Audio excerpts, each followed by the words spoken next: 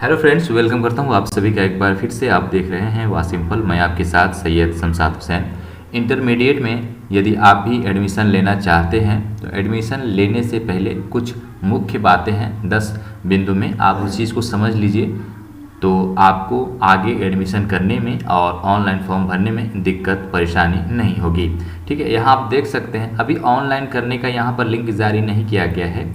उम्मीद है कि आज शाम तक आ जाएगा। हालांकि 22 तारीख को ही कहा गया था कि यहाँ से ऑनलाइन की प्रक्रिया जो है वो चालू हो जाएगी, लेकिन आज 23 तारीख है, अभी तक यहाँ पर कोई भी लिंक एक्टिवेट नहीं किया गया है। लेकिन यहाँ पर एक अच्छी बात है कि जो कॉमन प्रोस्पेक्टस है वो आपको यहाँ पर देखने को मिल रहा है। और उसके बाद यहाँ पर आप देख सकते हैं तो स्टूडेंट लॉगिन का ऑप्शन देखने को मिलता है।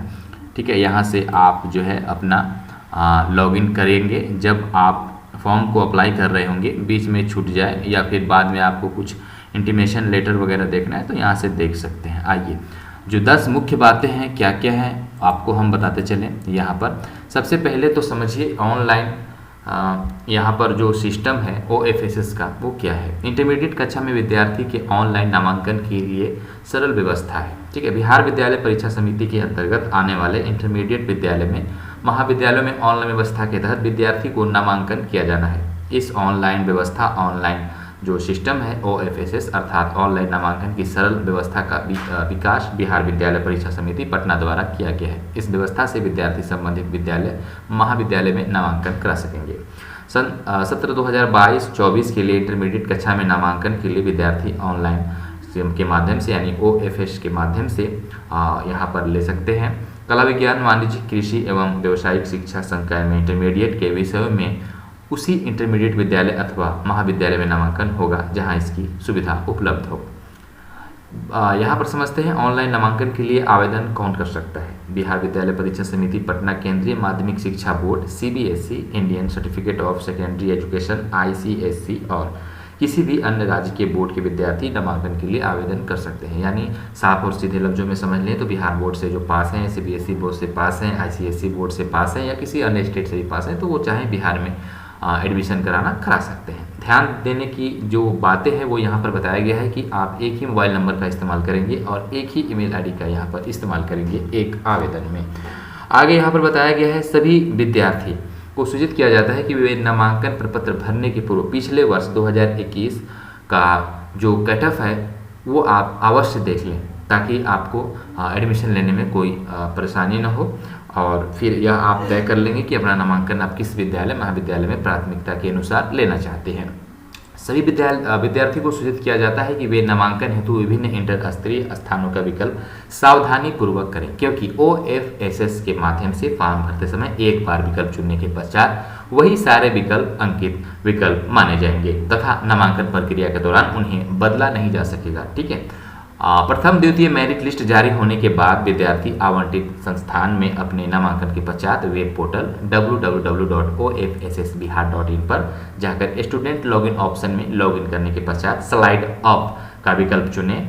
अगर उनके द्वारा चुने गए विकल्प में से उत्तर विकल्प के स्थान में उनका चयन द्वितीय तृतीय सूची में होता है तो प्रथम द्वितीय चयन सूची के अनुसार आवंटित संस्थान में किया गया नामांकन स्वतः रद्द हो जाएगा।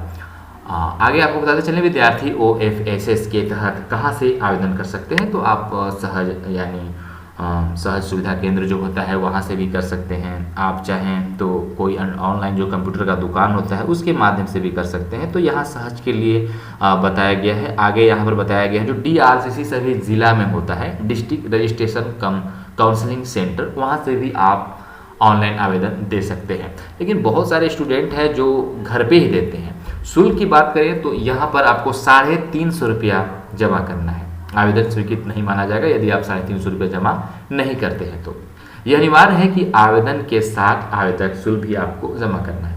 अगर आप अपने घर से करना चाहते हैं अथवा किसी के पास कंप्यूटर है या फिर मोबाइल में इंटरनेट की सुविधा है तो आप कर सकते हैं। बस सावधानी पूर्वक आपको यहाँ पर सब जो फॉर्म है उसमें फिल करना है। ठीक है, क्या क्या चाहिए डॉक्यूमेंट्स में तो आपको बताते चले यदि विद्यार्थी ने 10वीं की परीक्षा बिहार विद्यालय परीक्षा समिति पटना से उत्तीर्ण की है तो अपना रोल कोड, रोल नंबर तथा जन्म तिथि आपको तैयार रखना है। यदि विद्यार्थी ने 10वीं की परीक्षा बिहार विद्यालय परीक्षा समिति पटना के समकक्ष किसी अन्य बोर्ड से उत्तीर्ण की है तो अपना प्राप्तांक तैयार रखें। टोटल बिहार बोर्ड वाला ऑटोमेटिक आ जाएगा रोल कोड रोल नंबर डालने के बाद ही, लेकिन जब दूसरा बोर्ड का आप डालेंगे तो वहाँ पर आपको मैनुअली फिल करना पड़ता है।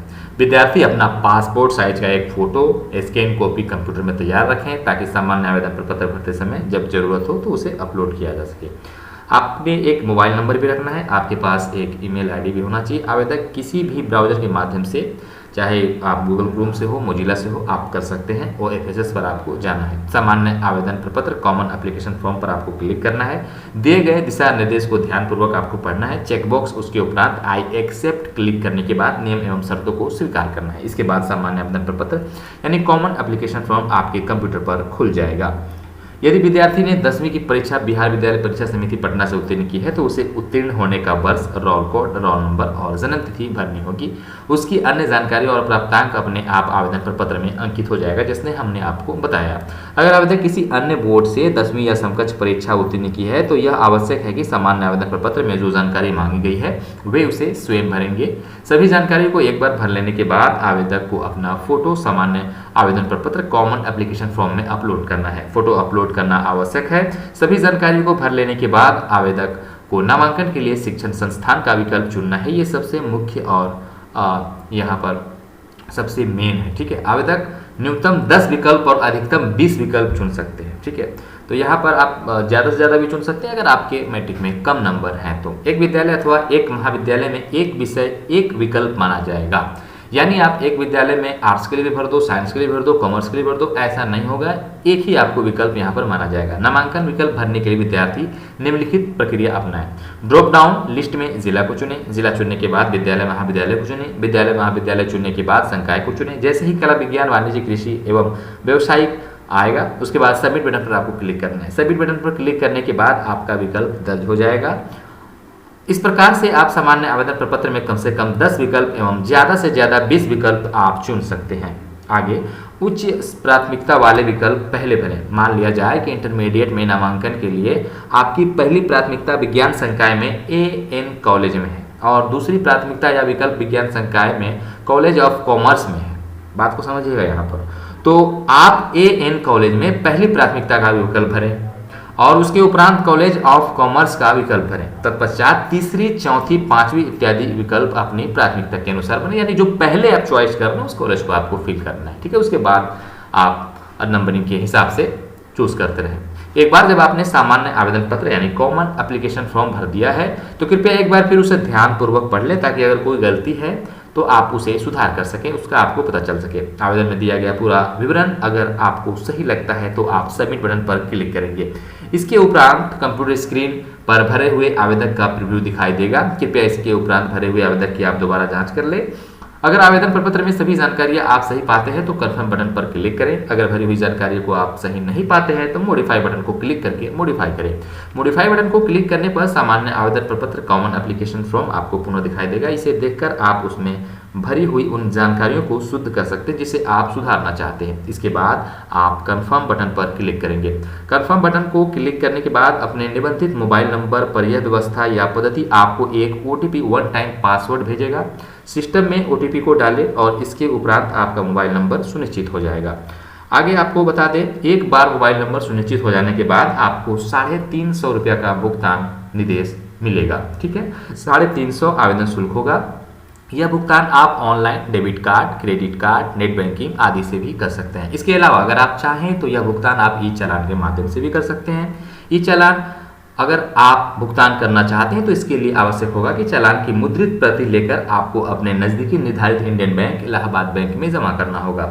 आपकी आसानी के लिए अच्छा रहेगा आप डेबिट कार्ड, क्रेडिट कार्ड या फिर नेट बैंकिंग या QR कोड से आप पेमेंट कर दें। सफलतापूर्वक भुगतान सुनिश्चित हो जाने के बाद यह व्यवस्था आपके द्वारा भरे गए आवेदक से संबंधित एक प्रति एक्नॉलेजमेंट कॉपी जारी करेगा। आपको सलाह दी जाती है कि यह मुद्रित प्राप्ति एक्नॉलेजमेंट कॉपी आप निकाल कर रखें ताकि भविष्य में यह आपके काम आ सके।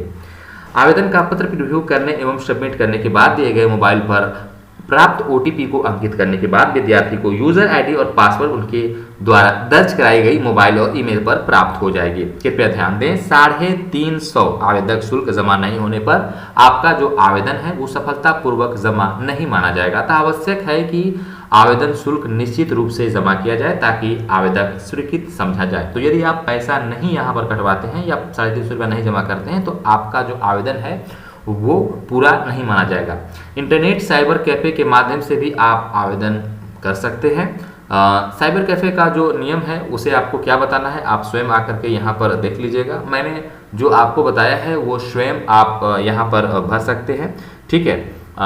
चयन की जो प्रक्रिया है आपको बता दें, यहाँ पर आवेदक द्वारा आवेदन देने के बाद, ठीक है, OFSS सॉफ्टवेयर सभी आवेदकों को प्रक्रिया में लाकर चयन सूची को अंतिम रूप देगा। चयन सूची नामांकित बिंदुओं के आधार पर तैयार किया जाता है। 10+2 विद्यालय महाविद्यालय में 11वीं कक्षा में नामांकन हेतु उपलब्ध सीट की संख्यावार संख्या को देखकर विद्यार्थी द्वारा ऑफिस पोर्टल पर किए गए ऑनलाइन आवेदन में भरे गए संस्थान संकाय का विकल्प, विद्यार्थी को कक्षा 10वीं का प्राप्तांक और आरक्षण संबंधी राज्य सरकार के प्रभावी प्रावधान। वैसे संस्थान में जहां 12वीं की पढ़ाई के साथ 10वीं की पढ़ाई भी होती है, वैसे संस्थान से उत्तीर्ण होने वाले विद्यार्थी ने यदि 12वीं की पढ़ाई हेतु विकल्पों में अपने विद्यालय जहां से उन्होंने 10वीं की कक्षा उत्तीर्ण की है या विकल्प दिया है, तो ऐसे मामलों में उन विद्यार्थी को राज्य सरकार के निर्णय अनुसार अपने मूल संस्थान में नामांकन हेतु प्राथमिकता दी जाती है। तो बाकी जो इसका डिटेल्स है वो हम आपको इसके डिस्क्रिप्शन में, वीडियो के डिस्क्रिप्शन में दे देंगे, आप जाकर भली भांति समझ लीजिएगा। वैसे जो इसके रिगार्डिंग मुख्य बातें थी वो हमने आपको बता दिया, ठीक है। तो